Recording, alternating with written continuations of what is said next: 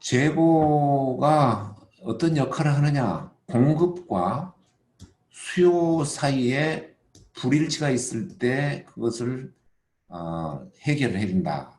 그런 이야기예요. 그러니까 공급이 수요보다 많으면 재고가 생기고 공급보다 수요가 적으면 판매가 안 되는데 뭐 그런 부분을 적절하게 조절을 해줄 수 있는 게 재고다. 왜 그러면은 이런 공급과 수요의 불일치가 생기느냐? 세 가지로 여기서 좀 이야기를 해놓고 있는데 첫 번째가 규모의 경제. 자, 이걸로 보면은 여기에 지금 트럭에 실려 있는 게 두 상자입니다. 여기에는 7상자가 실려 있어요. 근데 이렇게 조금 채우나 가득 채우나 운송비는 같단 말이야. 그러면은 이거를 기왕에 두 상자가 아니라 7상자를 실어서 운반을 하면은 그 운송비가 좀 더 저렴해지겠죠. 이 상자당 운송비가 저렴해진다 이 말이야. 비용은 같으니까 이거는 7로 나누고 여기는 2로 나누는 거니까 이게 더 비용이 저렴해. 그래서 규모를 조금 키우면은 비용이 더 줄어들 수 있다. 그렇기 때문에 재고가 발생할 수 있다고 말이에요. 또 하나는 조업 평준화인데 에어컨이 있는데 여름에는 수요가 이렇게 많습니다. 근데 겨울로 가면은 수요가 줄어들어요. 그러면은 여름에 많이 만들다가 겨울에는 이제 안 만들거나 적게 만들어. 그러면은 직원을 해고시켜야 돼. 일하는 시간이 이렇게 들쭉날쭉하면은 좀 불편한 점이 있어요. 그래서 이 조업을 일정하게 해 나가자. 그러면은 겨울에 안 팔리더라도 만들어 놓으면은 재고가 쌓이고 그 재고를 갖다가 여름에 팔자. 여름에 그 대신 적게 만들고 뭐 이렇게 하다 보면은 이제 재고를 활용하는데 그렇게 하면은 직원을 안정적으로 고용해서 생활을 안정시킬 수 있는 그런 이점이 있겠죠. 이게 이제 조업 평준화예요. 또 하나 고객 서비스 관점에서 고객이 기다릴 수 있는 시간이 짧을수록 재고를 많이 유지하는 게 필요합니다. 여러분이 이제 라면을 하나 사러 갔는데 원하는 라면이 없어. 그러면은 내일 들어옵니다. 내일 다시 오시겠어요? 그렇게 가게에서 이야기를 하면은 못 기다리겠다. 당장에 배고픈데 그러면서 다른 가게에 가서 그걸 살 겁니다.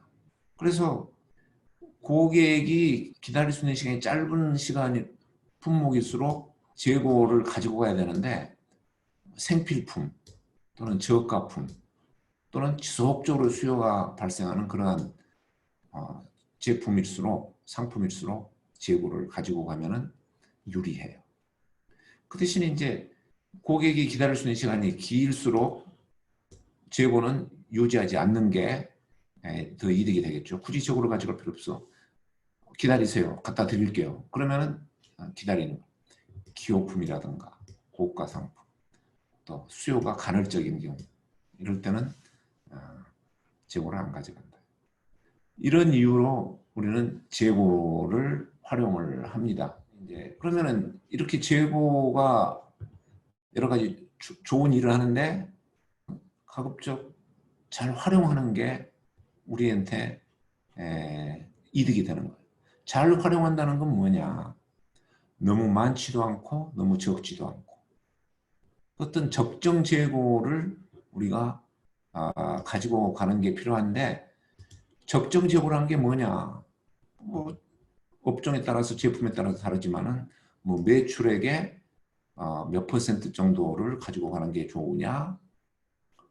평균 재고 수준이 매출액의 20% 내외면 좋겠다. 또는 재고 회전율은 몇 회전 정도가 좋겠다. 뭐 이런 식으로 이제 우리가 그 적정 재고 수준을 찾아서 이제 그렇게 관리하도록 생각을 많이 하고 있습니다. 근데 이제 그러면 적정 재고 수준은 어떻게 정해야 되느냐? 또 적정 재고 수준을 어떻게 잘 유지되도록 관리해야 되느냐? 이제 이런 것들이 재고 관리의 이제 이슈가 되죠. 그래서 여러 가지 형태의 재고가 있는데 원자재도 있고 제공품도 있고 완제품도 있습니다. 또 이런 재고가 발생하는 원인이 아까 말한 대로 여러 가지가 있습니다. 수요에 대비한 공급의 초과도 있을 수 있고 아까 규모의 경제에 의한 로트 크기도 있을 수 있는 것이고 안전재고, 불확실한 것에 대비해서 조금 더 일부러 많이 가져갈 수도 있는 것이고 또 기대재고, 가격이 오를 것에 대비해서 좀 더 많이 사둘 수도 있는 것이고 파이프라인 재고, 뭐 수도 파이프처럼 어쩔 수 없이 그 파이프에다가 물을 채워 넣어야 돼요. 이런 것들이 이제 파이프라인 재고란 말이에요. 여러 가지 형태의 재고가 있는데 그렇더라도 우리는 너무 많이 가져가면 안 되겠다 이 말이야. 비용을 유발해요. 여러 가지로 비용이 발생합니다. 이렇게 자본 회전율이 저하된다. 무슨 뜻이냐면은 어차피 재고도 돈이 들어가는 거고 그 물건을 창고에 쌓아둔다는 이야기는 돈을 이자 없이 어디에다 묵혀둔다 그런 이야기예요. 그게 이제 어떤 기회비용이고 자본 어떤 비용에 들어가는 비용이죠. 또 보관하려면 여러 가지 창고 비용이 들어가고 또 품질이 저하돼서 오래되면 못 쓰게 될 수도 있고 뭐 이런 것들이 이제 재고 유지 비용이 발생하는 거죠. 그 다음에 또 재고는 문제점을 감춥니다. 재고가 많이 있으면은 기계가 고장 나더라도 그 재고를 갖다 작업을 할 수 있으니까 기계 고장 난 것이 크게 문제거리가 되지 않는 거예요. 이런 것들이 문제가 밖으로 드러나질 않아요. 그래서 사실 개선을 하려고 했을 때는 이 재고가 많으면 그 방해가 돼요. 그래서 일본에서는 특히 이 생산 활동을 개선하는 데 많은 노력을 기울였는데 그 방법의 하나로 재고를 줄이는 데 초점을 맞췄어요. 그래서 아예 그냥 재고 없이 생산을 하도록 하고 그렇게 되면은 이제 뭐 고장 나거나 불량 나거나 이런 준비 셋업 시간이 길어지거나 리타임이 길어지면은 그게 문제점으로 부각이 돼서 개선을 하게 된다 하는 거죠. 그래서 일본식 생산 관리 나중에 좀 여러분에게 또 강의하겠지만은 그 초점이 재고 감축에 있어요. 그 다음에 또 하나는 재고는 매출을 감소시킬 수 있어요. 신제품 출시를 늦추게 됩니다. 유통망에 깔려 있는 거를 판매를 한 다음에 신제품을 내놓게 되니까 그거를 팔릴 때까지 기다리다 보면 경쟁사보다 출시가 늦어져요.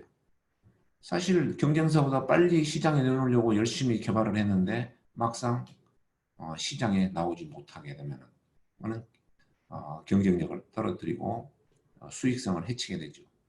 또 신선식품 같은 경우에 이거는 재고가 많을수록 판매가 안 돼요. 자, 여러분 우유의 유통기한이 만약에 오늘이라고 합시다. 5월 18일.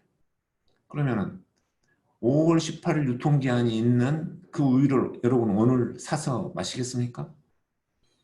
대부분 안 마실 거라고. 한 유통기한이 일주일 후쯤 되는 거 그게 뭐 신선하다 생각해서 그걸 마시게 됩니다. 자, 그래서 매출이 줄어들어요. 오래 보관되어 있는 신선식품은 안 팔리는 거예요. 자, 그래서 이렇게 재고가 아까처럼 좋은 역할도 하지만 이게 여러 가지 문제점을 가지고 있고 비용을 증가시키고 매출을 떨어뜨린다. 그러니 이게 많아도 안 되고 적어도 안 되는. 그래서 어떤 적정 재고 수준을 유지시켜야 하는 그러한 과제가 있습니다. 이게 재고 관리의 하나의 주제가 되는 거예요. 적정 재고 수준을 어떻게 찾아서 그것이 유지되도록 관리를 할 거냐. 우리의 재고 관리는 이제 거기에 초점이 맞춰져 있습니다. 그래서 재고 관리의 이슈가 이렇게 한 4가지 정도가 있는데 4가지 다 중요합니다. 재고 유지 품목을 선정하는 것. 재고로 가져갈 거냐, 안 가져갈 거냐. 재고로 가져갈 품목은 무엇이냐. 이게 간단한 것 같지만은 사실 실무적으로 현장에서는 그게 또 쉽지 않은 문제가 되고 있습니다. 재고 관리하는 사람은 여기서부터 출발을 해야 돼요. 그 다음에 재고의 위치. 공장 창고에 넣어둘 거냐, 아니면은 유통센터에 창고에 놔둘 것이냐, 아니면은 소매점 가게에다가 재고를 쌓아둘 것이냐. 그 위치에 따라서 소비자한테 그 판매할 때 전달되는 시간이 달라질 수가 있죠. 재고 위치를. 또 같은 공장이라도 원자재로 가져갈 거냐, 아니면은 중간 공정에다가 재고를 놔둘 거냐. 뭐 이런 것들이 생산 관리에서는 이슈가 되고 있습니다. 그래서 아까 말한 대로 이 적정 재고 수준을 정해야 되고, 이런 적정 재고 수준이 정해진 대로 운영되기 위해서는 이 주문량과 이 주문 시기를 결정을 해줘야 되는데, 이번 강의에서 가장 많이 다룰 이슈는 이겁니다. 주문량과 주문 시기를 어떻게 결정할 거냐. 이 부분이 중요하지 않다는 것은 아닌데, 이 짧은 시간에 우리가 이 부분을 다루는 것이 좋겠다 하는 뜻입니다. 그래서 이러한 결정 방법을 우리가 익혀두면은 나중에 이런 이슈를 다루는데 도움이 됩니다. 자, 그래서 이제 오늘은 이 재고 관련 비용을 먼저 좀 알아보겠습니다. 적정 재고 수준을 정하려면은 그래도 비용이 많아지지 않도록 관리하는 방법을 알아야 되고, 그러려면은 비용이 어떻게 발생하는가를 한번 알아볼 필요가 있습니다. 재고 관련 비용에는 이렇게 한 세 가지가 있습니다. 세 가지. 주문비가 있어요. 아까 그 트럭에 상자를 실어서 운반하는 걸 봤는데 그게 주문비예요. 한 트럭에 2상자를 실었을 때보다 7상자를 실었을 때 주문 비용이 줄어든다 그랬어요. 왜냐하면은 주문량에는 관련이 없이 주문 횟수에만 비례하는 것이 바로 그 주문비입니다. 그 다음에 이제 유지비가 있어요. 아까 말한 대로 창고에 재고를 쌓아두면은 여러 가지로 그 비용이 발생하는데, 그래서 재고량과 보유 기간에 비례합니다. 그래서 이 비용은 한 단위를 뭐 어느 기간 동안 보유하는데 얼마가 들어가느냐, 이런 걸로 유지비를 우리가 산정을 해볼 수가 있어요. 세 번째가 품절 비용인데 이거는 고객이 구매하러 왔을 때에 또는 뭐 사용하려고 그 어떤 부품을 찾으러 갔을 때에 창고에 그게 없는 거예요. 이게 이제 품절이라고 이야기를 합니다. 품절. 결품 뭐 그런 말을 쓰기도 하죠. 없기 때문에 판매를 못해서 판매해서 얻을 수 있는 그 이득을 놓치는 경우가 있어요. 이거는 일종의 기회비용이죠. 자기 호주머니에 있는 돈이 안 나갔지만 호주머니로 들어올 수 있는 돈이 못 들어오는 것도 일종의 비용으로 우리가 생각을 해야 되는 거죠. 손실로 보는 거죠. 이제 그게 한 가지가 있고, 그 다음에 재주문의 경우가 있는데, 재주문이라는 것은 영어로는 백오더인데 나중에 다시 사러 오는 거예요. 그걸 백오더라고 그런단 말이에요. 기다렸다가 다시 사러 오는 거예요. 그러면은 판매는 되고 사용은 되지만 그 뭐랍니까, 평판이 안 좋아져요. 그 가게는 당장에 가서 살 수는 없고 기다렸다가 사야 된다. 이번에는 어쩔 수 없이 샀지만 다음에는 내가 이쪽으로 오지 않겠다. 뭐 그런 어떤 생각을 하게 되니까 나중에 그 판매가 줄어들 수도 있어요. 평판이 나빠져서. 이런 것들이 품절 비용. 근데 이 품절 비용은 사실 이렇게 뭐 제품 한 단위당 얼마다 이렇게 산정하기가 쉽지는 않아요. 어떤 그 기회비용은 그런 대로 얼마라고 이야기를 할 수 있겠지만은 이 평판이 나빠져서 발생하는 그런 것을 돈으로 환산할 수는 없다는 말이죠. 그래서 이제 품절 비용은 어떤 경우에는 그 고객 서비스 수준으로 표현을 하기도 합니다. 고객이 사러 왔을 때 품절되지 않고 공급해 줄 수 있는 확률이 99%다. 그러면은 서비스 수준이 상당히 높은 거예요. 그럼 99%의 서비스 수준으로 고객한테 그렇게 대응을 하려면은 재고를 얼마나 가지고 가야 되느냐. 이제 이런 식으로 우리가 그 품절 비용을 적정 재고 수준에 반영을 하고 있습니다. 그래서 오늘은 품절 비용은 생각하지 않고 이 주문비와 유지비 이 두 가지만 생각하면서 재고 관련 비용을 산출하는 그런 실습을 한번 해 보겠습니다. 그래서 여기에 자료가 있습니다.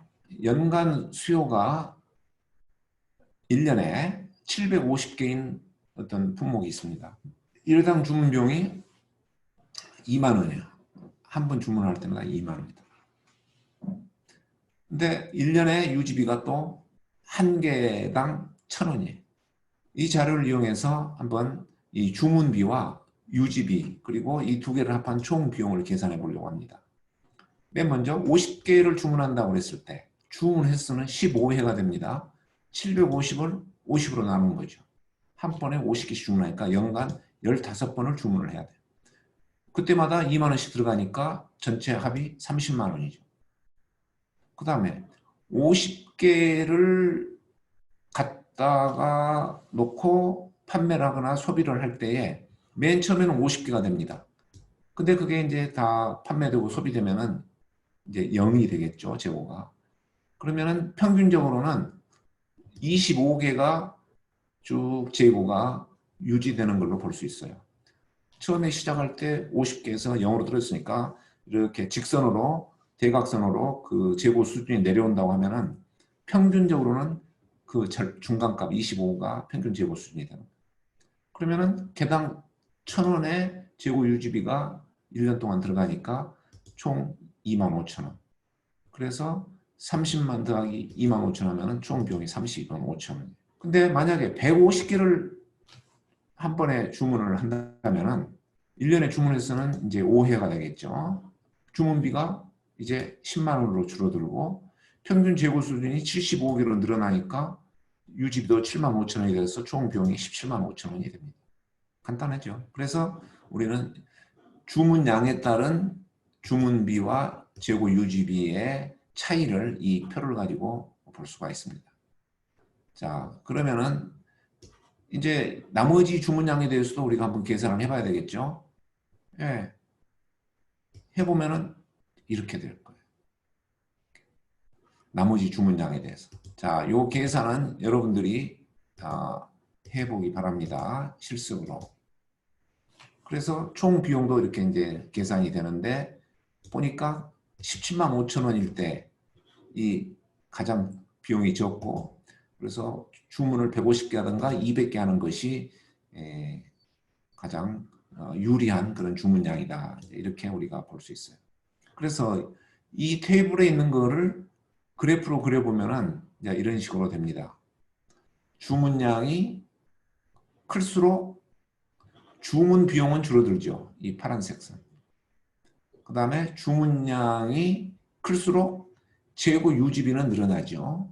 그래서 총 비용은 이렇게 분홍색으로 이렇게 되는데 이 총 비용이 가장 적을 때가 이쯤 될 수 있겠다. 이제 이렇게 그래프로 표현을 해볼 수가 있습니다. 그래서 이제 우리가 재고 관리가 주문량을 정하는 게 하나의 중요한 이슈라고 그랬는데 이 주문비와 유지비의 관점에서 보면은 주문량이 이렇게 이제 정해진다 하는 것을 보여주고 있습니다. 가장 어떤 그 기본적인 재고 관리의 개념을 내가 이 비용의 관점에서 설명을 해보고 있는 겁니다.